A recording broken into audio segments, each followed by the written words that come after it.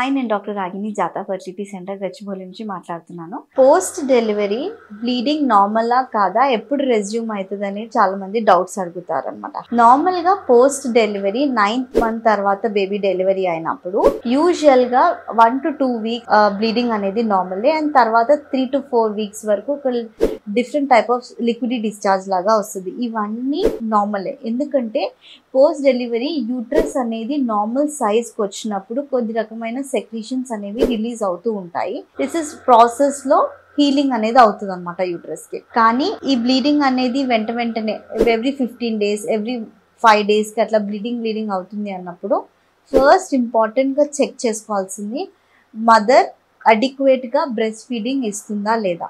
Normal గా adequate breast feeding ఇచ్చినట్లయితే ఆటోమేటిక్గా బ్లీడింగ్ అనేది తగ్గిపోతుంది అనమాట, because of prolactin hormone. So frequency of breast feeding improve చేసుకోవాలి. And duration of breast feeding and also timing of breast feeding. Increased breast feeding even during the night ఇచ్చినట్లయితే చాలా వరకు bleeding వెంటనే తగ్గిపోయే ఛాన్స్ ఉంటుంది అనమాట. ఈ రకంగా బ్రెస్ట్ ఫీడింగ్ ఇచ్చినా కూడా బ్లీడింగ్ అవుతుంది అన్నప్పుడు కొద్ది వరకు కొన్ని బ్లడ్ టెస్ట్ చేసుకుంటాము.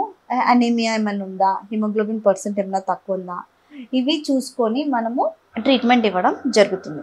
సెకండ్ థింగ్ ఏంటంటే, ఒకసారి మేడం ఆల్రెడీ 6 months అయింది, బ్రెస్ట్ ఫీడింగ్ ఇస్తున్నాం, ఇంకా బ్లీడింగ్ అవ్వలే. యూజువలీ బ్రెస్ట్ ఫీడింగ్ ఇచ్చినప్పుడు throughout the breast feeding period అప్పుడు it can last for 6 to 8 months or 1 year వరకు బ్లీడింగ్ ఒక్కొక్కసారి రాకపోవచ్చు. సో దీంట్లో మనం ఫస్ట్ చూసుకోవాల్సింది breast feeding itself is a good contraception, అంటే బ్లీడింగ్ అవ్వకుండా ఉంటుంది అండ్ ఐరన్ స్టోర్స్ రీస్టోర్ అవుతుంది అనమాట. సో కానీ ఒక్కటి గుర్తుపెట్టుకోవాల్సింది ఏంటంటే, డ్యూరింగ్ ది ప్రాసెస్ మనము ఏ రకంగా కాంట్రసెప్షన్ వాడుతున్నాము, ఏ రకంగా నెక్స్ట్ ప్రెగ్నెన్సీ జాగ్రత్తగా డిలే చేస్తున్నామా లేదా అనేది చూసుకోవాలన్నమాట. డ్యూరింగ్ ది ప్రాసెస్ చాలా మంది మేడం 1 year అయింది ఇంకా బ్లీడింగ్ అవ్వలే. ఈ ప్రాసెస్ లో ఒక్కొక్కసారి మిస్డ్ ఓవ్యులేషన్ అనేసి అంటాం. ఐఏసి ఇన్ కేస్ ఆ టైంలో ఇంటర్కోర్స్ అయినప్పుడు ప్రెగ్నెన్సీ వచ్చే ఛాన్స్ కూడా ఉంటుంది. సో ఇవి కూడా మనం చెక్ పాయింట్స్ చూసుకొని ప్రాపర్ కాంట్రసెప్షన్ వాడుతున్నామా, కాంట్రసెప్షన్ వాడకపోతే ప్రెగ్నెన్సీ చెక్ చేసుకొని మనం ఫాలో అప్ చేసుకోవాల్సిన అవసరం ఉంది.